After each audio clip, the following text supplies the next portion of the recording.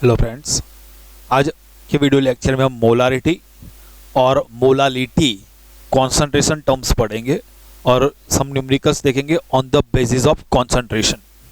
चलो हम देखते हैं molarity.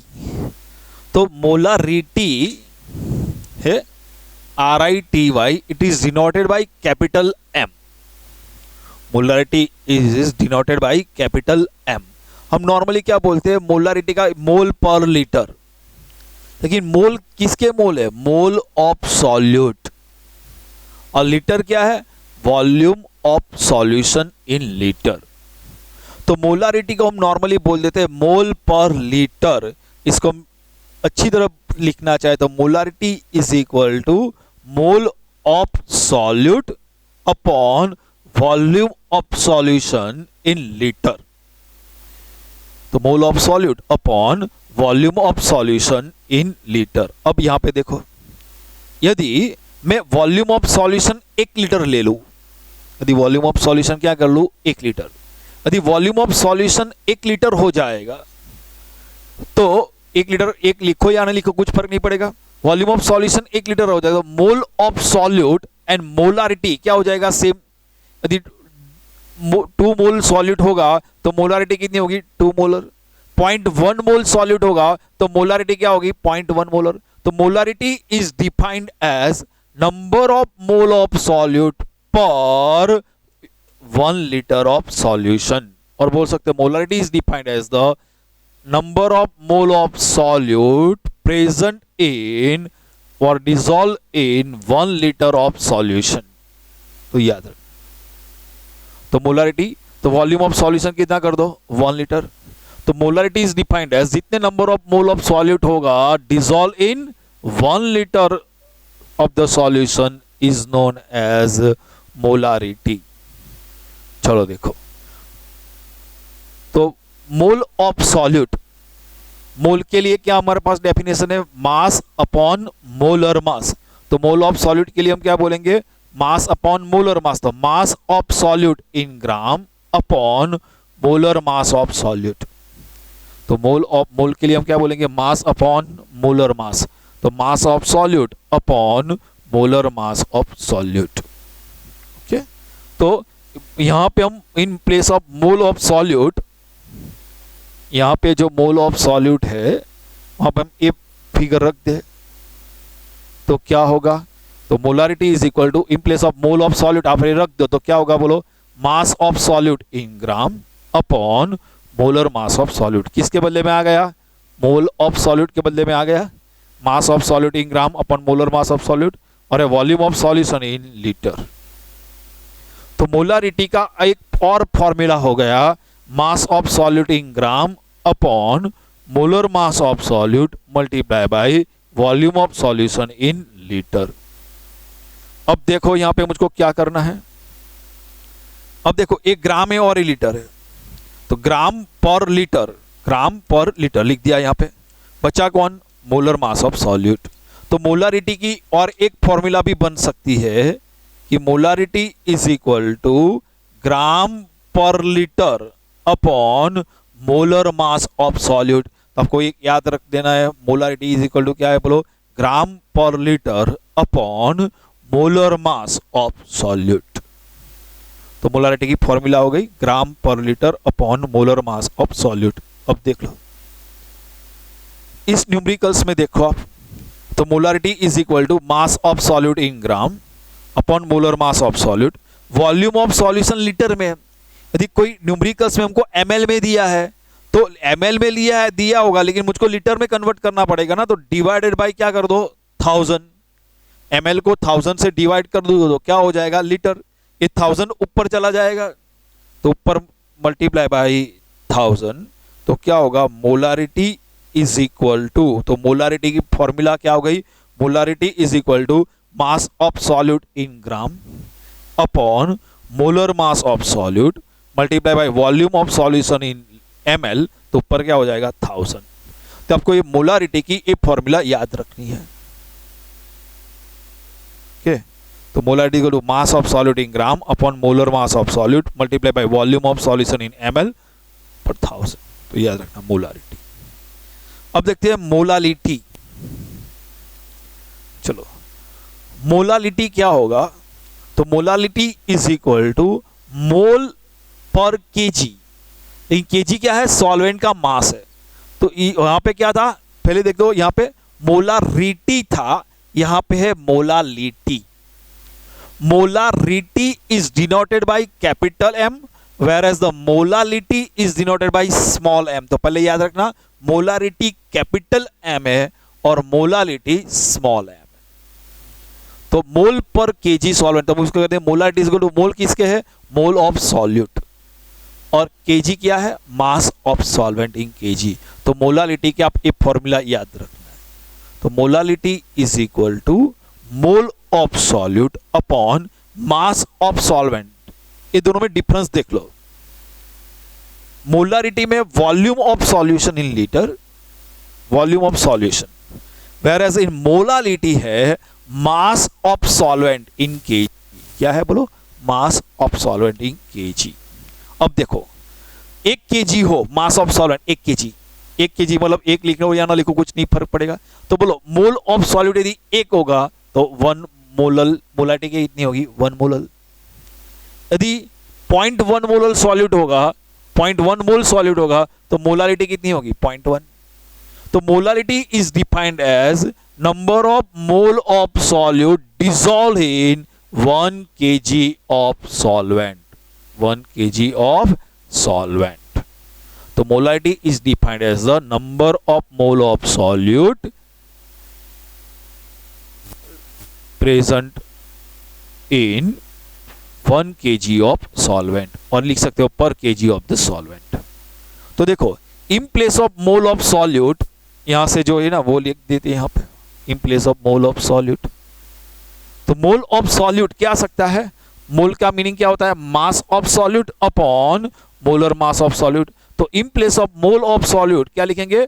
Mass of solute upon molar mass of solute multiply by mass of solvent in KG.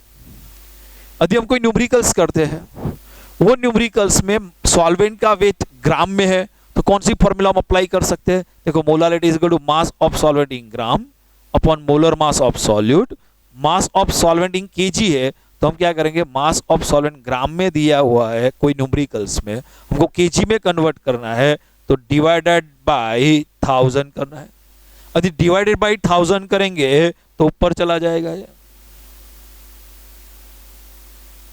तो molality की फॉर्मूला है, molality is equal to mass of solvent in gram multiply by 1000 upon molar mass of solute multiply by mass of solvent in gram. तो molarity और molality दोनों की formula अच्छी तरह याद कर लेना। मोलारिटी और मोलालिटी की फॉर्मूला अच्छी तरह याद कर लो। अब देखो, मोलारिटी और मोलालिटी में क्या डिफरेंस है? मोलारिटी में जितना मोल है ना मोलालिटी है, उतने मोल कहां पे डिसॉल्व करना है? 1 लीटर सॉल्यूशन में। और यहां पे क्या होता है? 1 kg सॉल्वेंट में। इतना याद रखना। तो देखो, 0.25 molar solution of NaOH means that 0.25 molar solution of NaOH, उसका मीनिंग क्या होगा? जितना मोलर है उतना मोल NaOH, जितना मोलर है उतना मोल NaOH। तो 0.25 मोलर है तो 0.25 मोल NaOH प्रेजेंट इन मोलारिटी, तो हम बोलेंगे 1 लीटर सॉल्यूशन में। तो याद रखना, 0.25 मोलर सॉल्यूशन का मीनिंग क्या होगा? 0.25 मोल NaOH present in 1 litre solution. अब मोलालिटी होता है तो क्या होता है? जितना मोलर होता है उतना मोल। तो 1.5 मोलर KCl सॉल्यूशन, तो 1.5 मोल KCl present in 1 kg solvent. तो यहां पे आएगा 1 लीटर सॉल्यूशन में मोलारिटी होगा तब, और मोलालिटी में 1 kg सॉल्वेंट में। याद रखना। फिर से एक बार देख लो, मोलारिटी में होगा तो क्या होगा? जितना मोलर है इतना mole present in 1 litre solution, whereas in molality जितने मोलालिटी है उतने mole present in 1 kg solvent. चलो, मोलारिटी के फॉर्मूला में वॉल्यूम ऑफ सॉल्यूशन होता है। देखो, मोलारिटी के फॉर्मूला में क्या है? Volume of solution. यानी volume of solution is depends upon the temperature. यदि टेम्परेचर चेंज हो जाएगा तो volume of the solution change हो जाएगा। यदि सॉल्यूशन वॉल्यूम का सॉल्यूशन चेंज हो जाएगा तो मोलारिटी क्या हो जाएगी? चेंज। तो molarity is very, value of molarity varies in temperature. तो टेम्परेचर चेंज हो जाएगा तो वॉल्यूम ऑफ सॉल्यूशन चेंज हो जाएगा, तो मोलारिटी भी चेंज हो जाएगी। तो याद रखना, molarity is a function of temperature. Molarity is temperature dependent, temperature पे डिपेंड करता है। यदि टेम्परेचर चेंज हो जाएगा तो मोलारिटी भी चेंज हो जाएगी। क्यों? टेम्परेचर चेंज करने से वॉल्यूम ऑफ सॉल्यूशन चेंज हो जाएगा, वॉल्यूम ऑफ सॉल्यूशन चेंज होने से मोलारिटी चेंज हो जाएगी। तो molarity is a function of temperature, temperature change हो जाएगा तो मोलारिटी चेंज हो जाएगी। लेकिन देखो, मोलालिटी के फॉर्मूला में वॉल्यूम नहीं आता है। देखो, मोलालिटी की फॉर्मूला देखो, तो मोलालिटी की फॉर्मूला में कहीं भी वॉल्यूम नहीं है। मतलब मोलालिटी ए टेम्परेचर डिपेंडेंट नहीं है, molality is independent of temperature. Temperature change होने के बाद भी मोलालिटी चेंज नहीं होगी। तो यार ना, molality is independent of temperature. Molarity is independent of temperature. Molarity does not change with change in temperature. याद रखना, molarity does not change with change in temperature. तो याद रखना, मोलारिटी टेम्परेचर फंक्शन है, वो टेम्परेचर चेंज होने के साथ चेंज हो जाती है, लेकिन मोलारिटी टेम्परेचर से इंडिपेंडेंट है, टेम्परेचर चेंज होने के बाद भी चेंज नहीं होगी। तो अब मुझको बताओ, मोलारिटी और मोलालिटी में हम प्रैक्टिकल यूज की बात करें तो किस में कॉन्फिडेंस ज्यादा होगा? मोलारिटी में ज्यादा होगा या मोलालिटी में ज्यादा होगा? मोलालिटी में ज्यादा होगा। क्यों? कि मोलारिटी है ना, वो टेम्परेचर के साथ चेंज हो जाएगी, टेम्परेचर चेंज हो जाएगा, मोलारिटी की वैल्यू चेंज हो जाएगी। लेकिन मोलालिटी में टेम्परेचर चेंज होने के बाद भी उसकी वैल्यू चेंज नहीं होती है। तो इसका एडवांटेज पॉइंट है of molality. So it is the main advantage of molality, small m, over the molarity, capital M, as a unit of concentration. तो as a unit of concentration की बात करें, molarity और molality में कौन trustable है? तो molality, small m, वो ट्रस्टेबल है, याद रखना। देखते हैं न्यूमेरिकल्स। देखो, क्वेश्चन है, W gram of solute having molecular mass m is dissolved in sufficient water to form V ml of solution.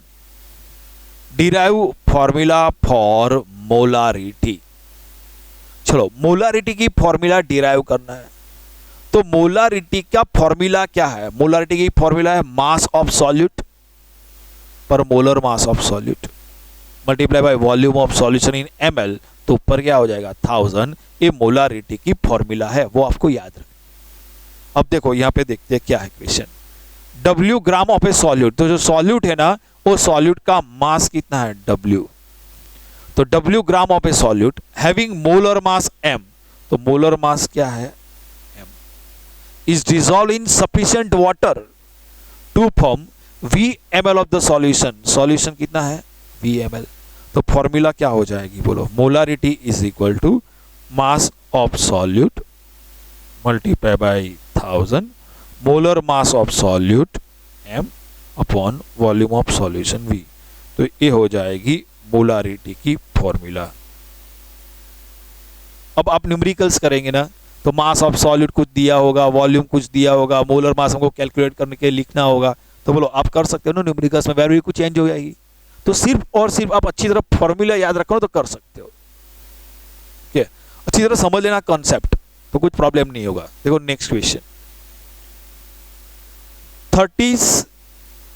360 gram of glucose, 360 gram of glucose are added in sufficient water तो 360 gram of glucose are added in sufficient water to produce 1.36 kg of solution. Calculate molality of solution. Okay, तो molality calculate करना है. चलो देख लेते हैं यहाँ पे कौन कौन से कंपोनेंट आते हैं. तो 360 gram of glucose are added in sufficient water. तो glucose are added in sufficient water to from 1. तो ग्लूकोज और वाटर है, तो ग्लूकोज सॉल्यूट है, वाटर कौन है, सॉल्वेंट है. कि ग्लूकोज का मास 360 ग्राम ऑफ ग्लूकोज, तो ग्लूकोज का मास है 360 gram added in sufficient water to produce 1.36 kg of solvent. ये जो सॉल्यूशन है ना 1.36 kg है. 1.36 kg को ग्राम में कन्वर्ट कर दो क्या होगा 1360. अब सोचो ये ग्लूकोज का मास कितना है 360, ये सॉल्यूशन जो है वो कितना है 1360 ग्राम. तो वाटर का मास कितना होगा, तो 1360 में से ये सब्ट्रैक्ट कर लो 360, तो कितना हो जाएगा 100. तो ये 360 ग्राम हो जाएगा, ये 100 ग्राम हो जाएगा, दोनों का समेशन कर लो, इतना हो जाएगा.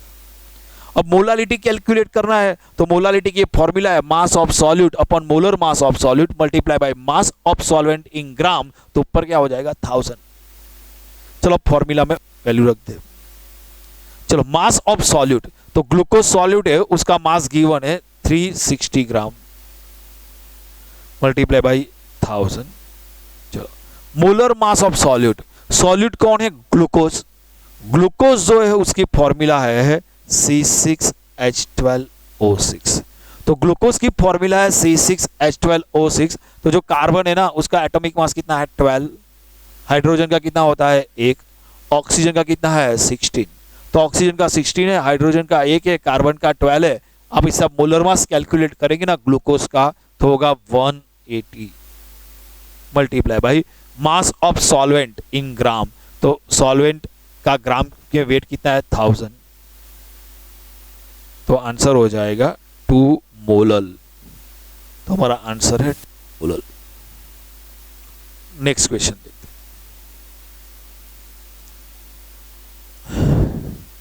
30 ml ethanol is mixed with 45 ml of water. 30 ml ethanol is mixed with 45 ml of water. Determine percentage V by V of ethanol. तो देखो ethanol is mixed with water. तो ethanol mixed with water and form solution. तो ethanol कितना है बोलो. तो अब हमारे कंपोनेंट कौन सा है ethanol और water. ethanol कितना है 30 ml mixed with 45 ml of water. तो हमारे पास टोटल सॉल्यूशन कितना हो गया 30 प्लस 45 75 हो गया. Percentage V by V of ethanol calculate करना है. तो percentage V by V of ethanol, तो देखो V तो ऊपर क्या होगा ml, नीचे भी क्या होगा V है तो ml. इथेनॉल इथेनॉल है तो इथेनॉल का वॉल्यूम, तो volume of ethanol in ml upon total volume of solution in ml और परसेंटेज है तो मल्टीप्लाई बाई 100. तो देखो वॉल्यूम ऑफ इथेनॉल, तो देखो यहाँ पे इथेनॉल की वॉल्यूम कितना है 30 ml upon volume of solution कितना है 75 ml. कैलकुलेशन करते हैं तो कितना मिल जाता है 40% V by V. Next question. Aqueous solution contain 30% W by V of urea. What does it mean. तो देखो हमारे पास जो सॉल्यूशन है ना 30% W बाई V है, तो जितना परसेंटेज जितना इतना लिख दो 30 तो 30, W तो लिख दो ग्राम, तो 30 gram urea, 30 W gram urea present in percentage ने तो 100,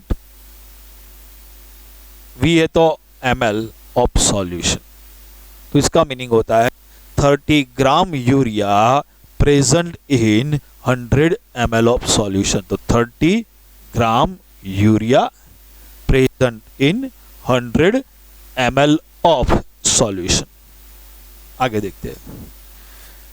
what weight of urea present in 5 ml 30% W by V urea solution. तो 5 ml 30% W/V यूरिया सॉल्यूशन में यूरिया का वेट कितना होगा? तो यहाँ पे लिखा है 30% W/V यूरिया। इससे मुझको समझ में आ गया कि मुझको कौन सी फॉर्मूला अप्लाई करना है, परसेंटेज W/V की फॉर्मूला अप्लाई करनी है। तो परसेंटेज W/V ऑफ यूरिया की फॉर्मूला क्या होगी? तो W है तो ऊपर क्या आएगा? मास, नीचे क्या होगा? वॉल्यूम। तो ऊपर क्या आएगा? यूरिया है तो यूरिया का mass, mass of urea in gram. V है तो volume of solution in ml multiply by 100। Formula समझ में आ गई? अब देखो क्वेश्चन में क्या दिया है, 30% W/V यूरिया। तो W/V यूरिया कितना दिया है? 30%। मास ऑफ यूरिया कैलकुलेट करना है। वॉल्यूम ऑफ सॉल्यूशन, तो प्रॉब्लम में गिवन है वॉल्यूम ऑफ सॉल्यूशन कितना है? 5 ml मल्टीप्लाई बाई 100। तो mass of urea 30 multiply by 5 divided by 5, तो आंसर कितना हो जाएगा? 1.5 ग्राम। तो आप अच्छी तरह ये कर लेना, कंसेप्ट अच्छी तरह पढ़ लेना। हाँ, तो उसके बेस पे क्वेश्चन हम नेक्स्ट लेक्चर में देखेंगे। आज इतना रखते हैं।